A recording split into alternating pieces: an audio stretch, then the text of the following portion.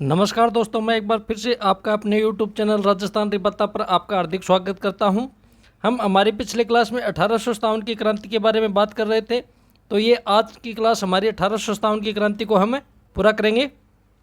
हमने बाकी बातें कर ली थी, 2-3 बातें रह गई। एक तो महत्वपूर्ण कथन रह गए, इसके अलावा 1857 की क्रांति में महत्वपूर्ण क्रांतिकारी रह गए, इसके अलावा जो भी 1857 की क्रांति के समय साहित्यकार थे वो रह गए।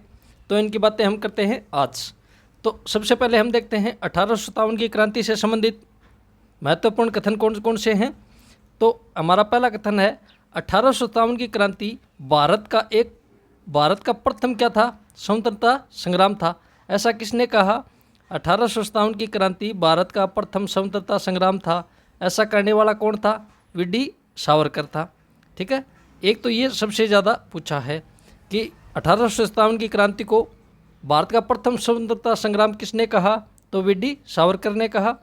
दूसरा हमारा कथन है 1857 की क्रांति स्वतंत्रता प्राप्ति के लिए किया गया प्रथम प्रयास था। ऐसा किसने कहा? पंडित जवाहरलाल नेहरू ने कहा। इसके अलावा हम बात करते हैं 1857 की क्रांति ईसाइयों के विरुद्ध एक धर्मयुद्ध था। ऐसा किसने कहा? L.E.R. रीज ने कहा।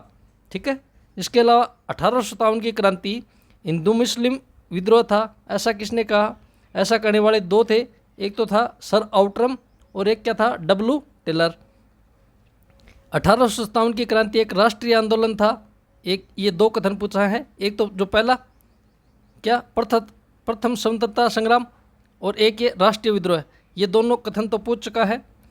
ऐसा किसने कहा? राष्ट्रीय विद्रोह किसने किया था? बेंजामिन डिजारेली ने कहा था। तो क्रांति से संबंधित महत्वपूर्ण कथन कौन से हैं? एक तो 1857 की क्रांति एक राष्ट्रीय विद्रोह था। ऐसा किसने कहा? बेंजामिन डिजारेली ने कहा। इसके अलावा हिंदू मुस्लिम विद्रोह किसने कहा? सर आउटरम और W. टेलर ने कहा। ईसाइयों के विरुद्ध धर्मयुद्ध किसने बताया? L.E.R. रीज ने बताया। और स्वतंत्रता प्राप्ति के लिए प्रथम प्रयास किसने कहा? पंडित जवाहरलाल नेहरू ने कहा। और भारत का प्रथम स्वतंत्रता संग्राम किसने कहा? वी.डी. सावरकर ने कहा था। इसके बाद हम बात करते हैं प्रमुख महत्वपूर्ण साहित्यकार और क्रांतिकारियों की। तो हम पहले क्रांतिकारियों की बात करते हैं। एक हमारा सबसे इम्पोर्टेंट क्रांतिकारी था तात्या टोपे। ये कहाँ का था? महाराष्ट्र का था, राजस्थान का नहीं था। लेकिन राजस्थान में कितनी बार आया? 2 बार आया था। ठीक है, तो तात्या टोपे की बात करते हैं। तात्या टोपे का मूल नाम क्या था? रामचंद्र पांडुरंग। पता नहीं कितनी बार पूछ चुका है। मूलतः कहाँ का था? महाराष्ट्र निवासी था। राजस्थान में कितनी बार आया? 2 बार आया। ये दोनों यात्रा याद रखनी, कब आया, कहाँ कहाँ आया और क्या क्या किया। तो प्रथम यात्रा पहली बार कब आया था? सबसे पहले मांडलगढ़ भीलवाड़ा में आया था। और मांडलगढ़ भीलवाड़ा में कब आया था? 8 अगस्त 1857 को प्रथम बार यहाँ आए थे। कहाँ आए? पूछेगा तात्या टोपे राजस्थान में पहली बार कहाँ आए? मांडल भीलवाड़ा में। कब आए? 8 अगस्त 1857 को आए। तो मांडलगढ़ से कहाँ पास में एक जगह पड़ती है? भीलवाड़ा में ही, कोठारी नदी के पास में है। जगह का नाम क्या है? कुवाड़ा। तो 8 अगस्त को मांडलगढ़ भीलवाड़ा आया और 9 अगस्त को कहाँ गया? कुवाड़ा। कुवाड़ा जैसे पहुंचा तो वहाँ का एक अंग्रेजी सेनापति था रॉबर्टसन। रॉबर्टसन से क्या हो गया? पराजित हो गया। कौन है? तात्या टोपे हार गया। और हारने के बाद कहाँ गया? नाथद्वारा गया। नाथद्वारा में क्या किए? श्रीनाथ जी के दर्शन किए। और नाथद्वारा से कहाँ चला गया? फिर कोठारिया गया।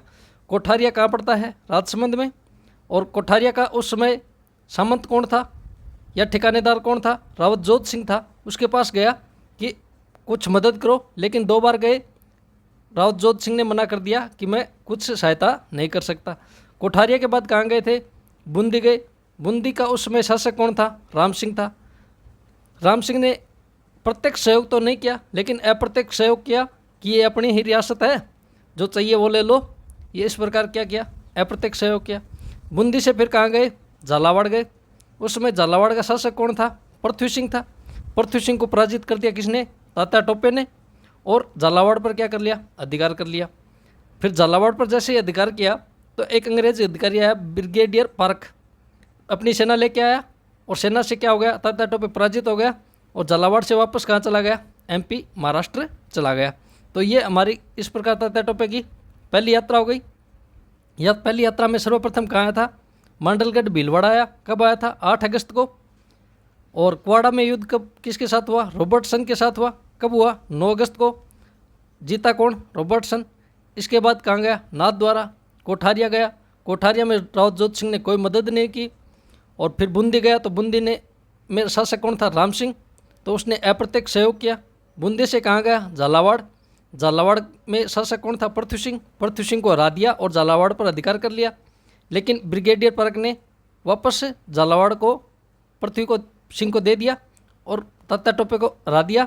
तो तात्या टोपे हारने के बाद कहाँ चले गए? वापस से MP चले गए। इस प्रकार ये हमारे तात्या टोपे की पहली यात्रा हो गई।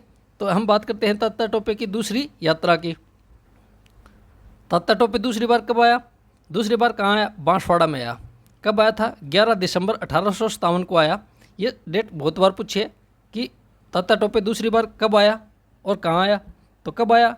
11 दिसंबर 1857 को आया। कहाँ आया? बांसवाड़ा आया। बांसवाड़ा का उस समय शासक कौन था?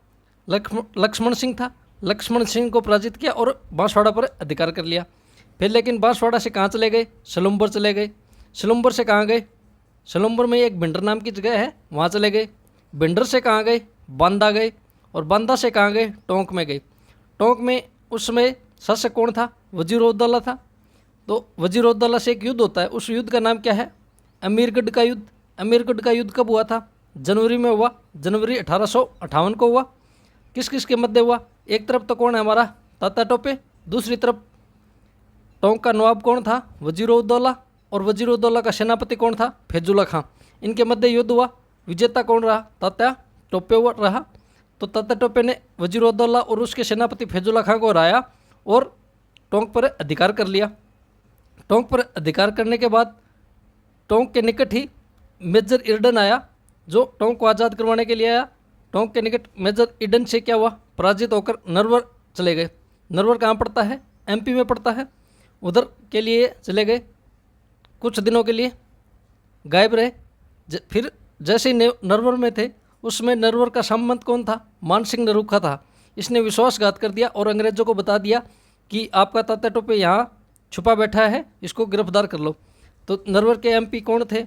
नरवर MP में सामंत कौन थे? मानसिंह नरूखा थे। उसने विश्वासघात किया। जैसे विश्वासघात किया तो तात्या टोपे को गिरफ्तार किया। गिरफ्तार करने के बाद फांसी दी गई। फांसी कब दी गई थी? 18 अप्रैल 1859 को फांसी दी गई। कहाँ दी गई थी? शिवपुरी या शिवपुरी स्थान पर फांसी दी गई थी। किसको? तात्या टोपे को। कब दी गई थी? 18 अप्रैल 1859 को। फिर जैसे तात्या टोपे को फांसी दी तो मेवाड़ का एक पॉलिटिकल एजेंट था मेजर सावर्स। मेजर सावर्स ने क्या कहा? उसको अच्छा नहीं लगा, तो उसने भी क्या कहा कि तात्या टोपे को फांसी का हिसाब है ना, भारत की आने वाली पीढ़ियाँ वर्षों तक मांगेगी और अंग्रेज़ों की ये गलती है ना, ये कभी माफ़ नहीं करेंगे भारतीय लोग। ऐसा किसने कहा? मेजर सावर्स ने कहा। तो ये हमारा पहला क्रांतिकारी कौन हो गया? तात्या टोपे। तात्या टोपे के बारे में याद रखना, राजस्थान में कितनी बार आया, कब आया, कहाँ कहाँ आया और क्या क्या किया, ठीक है। और तात्या टोपे को फांसी कब दी गई और गिरफ्तार कहाँ से किया गया, विश्वासघात किसने किया, ठीक है। फिर हमारा दूसरा क्रांतिकारी है अमरचंद बाठिया। अमरचंद बाठिया की बात करते हैं। ये मूलतः कहाँ के थे? बीकानेर निवासी थे। अमरचंद बाठिया के पिताजी थे ना, वो एक ज्वेलरी व्यवसायी थे, मतलब सोने का कार्य करते थे, ज्वेलरी शॉप रखते थे। फिर इसने व्यवसाय छोड़ दिया और कहाँ चले गए? ग्वालियर चले गए। ग्वालियर में जाकर क्या किया? जो ग्वालियर का राज परिवार था ना, उसमें कोषाध्यक्ष नियुक्त हो गए, मतलब उनका लेखा जोखा संभालने वाले काम कौन करता था? अमरचंद बाठिया के पिताजी करते थे। फिर अमरचंद बाठिया ने क्या किया? जो उनके पिता राज परिवार का काम देखते थे, वहाँ से पैसों को चोरी की और जो भी पैसे निकाले चोरी की, उसकी मदद की। एक तो झांसी की रानी लक्ष्मीबाई और तात्या टोपे की क्या की? आर्थिक मदद की, मतलब उनको ग्वालियर राज परिवार से पैसे चुराए और लक्ष्मीबाई और तात्या टोपे में बांट दिए। कुछ दिन तक इनको कुछ नहीं कहा गया क्योंकि अमरचंद बाठिया के पिता जिंदा थे। जैसे अमरचंद बाठिया के पिता की मृत्यु हुई तो अमरचंद बाठिया को भी फांसी दे दी गई। कब दी गई अमरचंद बाठिया को फांसी? 22 जून 1858 को दी गई। और कहाँ दी गई थी? ग्वालियर में दी गई थी। और अमरचंद बाठिया को क्या कहते हैं? 1857 की क्रांति का भामाशाह। भामाशाह क्यों कहते हैं? जो भी धन लूटा या चोरी किया वो किस में बांट दिया? क्रांतिकारियों में बांट दिया, इसलिए इसको क्या बोलते हैं? 1857 की क्रांति का भामाशाह। इसके अलावा अमरचंद भाटिया को क्या बोलते हैं? राजस्थान का मंगल पांडे। राजस्थान का मंगल पांडे क्यों कहते हैं? 1857 की क्रांति में सर्वप्रथम फांसी किसको हुई थी? मंगल पांडे को हुई थी। और राजस्थान में 1857 से के लिए सर्वप्रथम फांसी किसको हुई? अमरचंद भाटिया को हुई। इसलिए इसको क्या बोलते हैं? राजस्थान का मंगल पांडे। 1857 की क्रांति का भामाशाह है। फांसी कब दी गई? 22 जून को 1858 में। क्या किया इसने? ग्वालियर राज परिवार से पैसों से क्या की? झांसी रानी लक्ष्मीबाई और तात्या टोपे की क्या की थी? आर्थिक मदद की थी। ये इस प्रकार हमारे अमरचंद भाटिया हैं। इसके बाद हम बात करते हैं अगले क्रांतिकारी की। हमारा अगला क्रांतिकारी है झलकारी बाई। झलकारी बाई का स्मारक कहाँ बना हुआ है? अजमेर में बना हुआ है, याद रखना। झलकारी बाई का स्मारक कहाँ है? अजमेर में। ये इसको याद क्यों रखना है? ये कोली समाज थी। कोली समाज की एक महिला थी जो 1857 की क्रांति चल रही थी ना, उस समय झांसी की रानी लक्ष्मीबाई थी ना, वो घायल हो गई। उसके स्थान पर उसका वेश धारण कर लड़ने वाली महिला कौन थी? झलकारी बाई। ठीक है, झलकारी बाई के बारे में याद रखना। एक तो इनका स्मारक कहाँ है? अजमेर में। और आपको पूछेगा रानी लक्ष्मीबाई के घायल होने पर उनका वेश धारण कर उनके स्थान पर कौन लड़ी थी, तो भी कौन होगा? झलकारी बाई। दो ही बातें याद रखनी झलकारी बाई की। अब आगे हम बात करते हैं हम जवाहर जी और डूंगर जी की। जवाहर जी तो बाठोट के जागीरदार थे। डूंगर जी कहाँ के थे? पाटौदा के जागीरदार थे। ये दोनों कहाँ ही पढ़ते हैं? सिक्कर में पढ़ते हैं।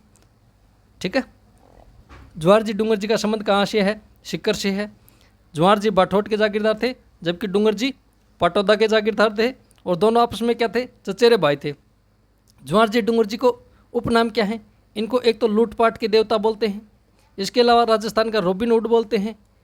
इनको क्या बोलते हैं? दाड़वी। दाड़वी का मतलब क्या होता है? काफिले या कारवां को लूटने वाला। ऐसे चोरी चकारी नहीं करते थे ये, पहले बोल देते कि आप आपको लूटेंगे, रोक सकना है तो रोक लो। ठीक है, फिर ये धन लूटते थे और अमीरों से धन लूट कर किस में बांट देते थे? गरीबों में बांट देते थे। इसलिए इनको क्या बोलते हैं? लूटपाट के लोक देवता। रॉबिन हुड भी बोलते हैं किसको? जवाहर जी डूंगर जी को। ठीक है, क्या थे? दोनों चचेरे भाई थे। जवाहर जी कहाँ के जागीरदार थे? बाठोट के। डूंगर जी कहाँ के जागीरदार थे? पाटौदा के। फिर इनके सहयोगी की बात करते हैं। इनके सहयोगी में मुख्य रूप से 3 नाम याद रखना। एक तो लोटिया जाट, करणिया मीणा और सावंता मीणा। ये इनका क्या हो गया? सामान्य परिचय। आगे बात करते हैं बात है 1838 की। एक अजमेर में गांव पड़ता है जड़वासा। उधर से डूंगर जी को क्या किया गया? गिरफ्तार कर लिया और कहाँ बंद किया गया था? आगरा की जेल में कैद कर लिया। जवाहर जी तो कभी पुलिस के हाथ ही नहीं आए। जड़वासा गांव से किसको गिरफ्तार किया? डूंगर जी को गिरफ्तार किया और कहाँ बंद कर दिया? कैद कर दिया, आगरा जेल में कैद कर दिया। फिर जैसे आगरा जेल में हुए तो लगभग 9 साल बाद 1847 की बात है, तो 1847 में होली का अवसर था। उस समय डूंगर जी की वाइफ ने कहा कि लोटिया जाट तू उसका दोस्त है और वो 9 साल से जेल में है, तो उसको आज़ाद करवाएगा या ऐसे ही घूमता रहेगा? तो लोटिया जाट ने क्या किया? लोटिया जाट की सहायता से डूंगर जी को जेल से आज़ाद करवाया। केवल डूंगर जी को ही नहीं, जेल में जितने भी कैदी थे उन सबको आज़ाद कर दिया। फिर जैसे ही आगरा जेल से डूंगर जी को आज़ाद करवाया, बोले चलो घर चलते हैं। वो बोले नहीं, पहले और लूटपाट करेंगे फिर घर चलेंगे। तो आगरा से कहाँ पहुँचे? शेवर पहुँचे। शेवर पहुँचकर शेवर जेल को लूटा। जितने भी शेवर जेल में कैदी थे उनको सबको आज़ाद करवा दिया। उससे कुछ प्राप्त हुआ, थोड़ा बहुत हथियार वगैरह वो लिए और कहाँ चले गए? नसीराबाद चले गए। नसीराबाद कब चले गए?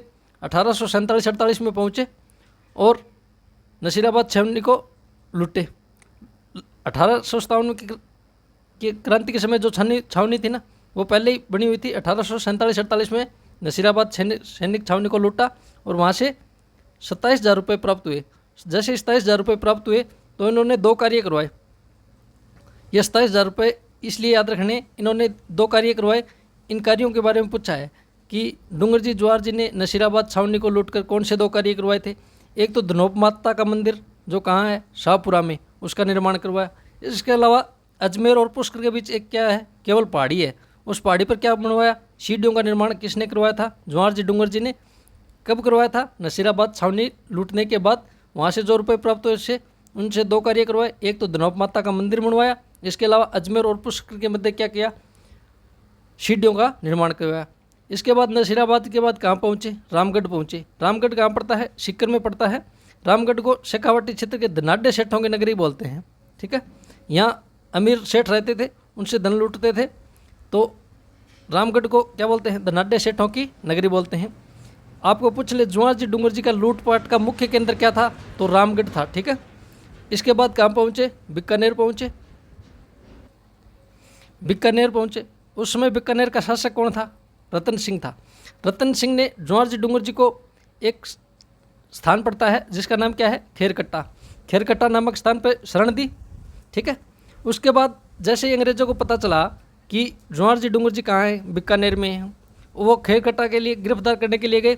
तो वहाँ से जवाहर जी तो भाग गए किधर? बीकानेर की तरफ। बीकानेर में आगे उनको एक अंग्रेजी सेना मिली। कहाँ मिली? गढ़सीसर गांव पड़ता है।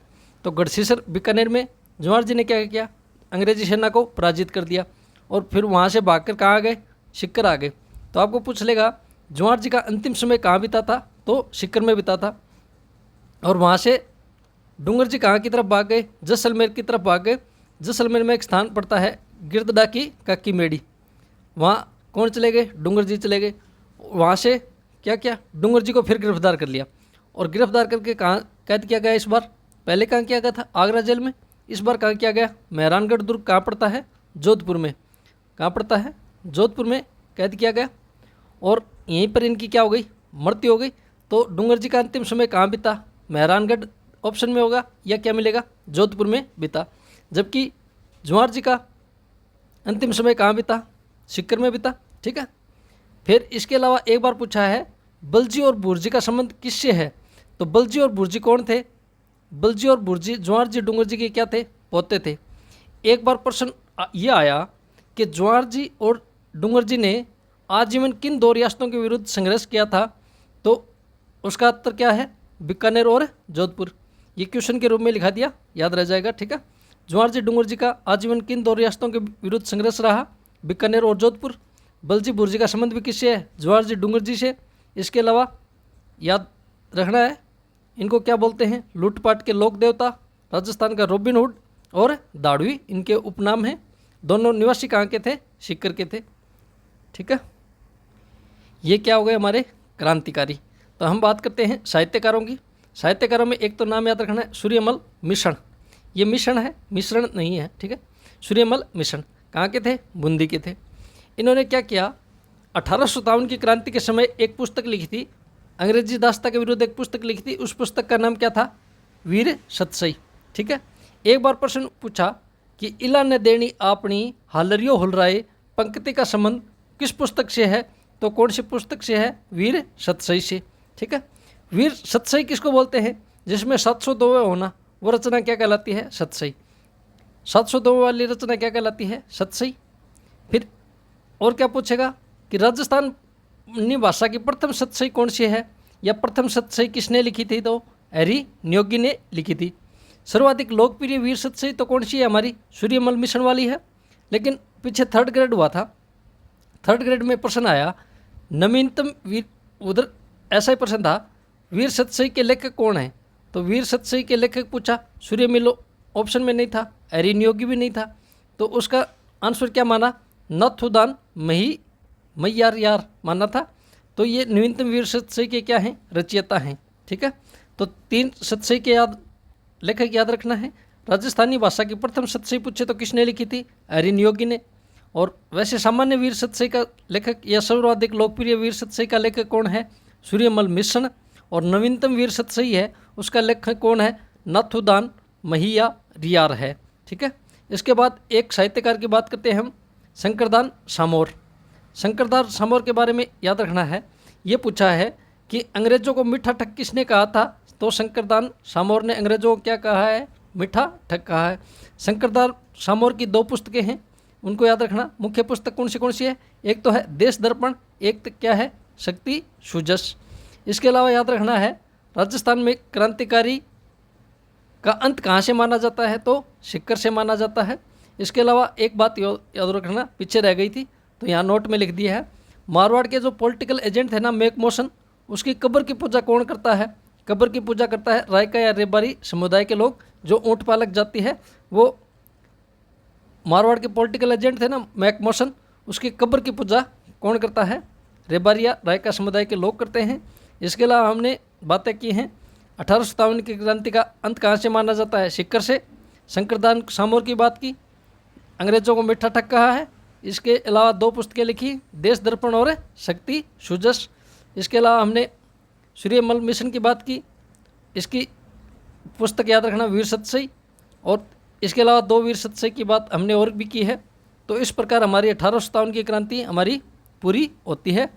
तो इसके ऊपर देखेंगे या अगला टॉपिक स्टार्ट करें, या इससे पहले इसके ऊपर जितने भी MCQ हैं उनकी बात करेंगे हम अपनी अगली क्लास में। ठीक है, आज के लिए इतना ही, धन्यवाद।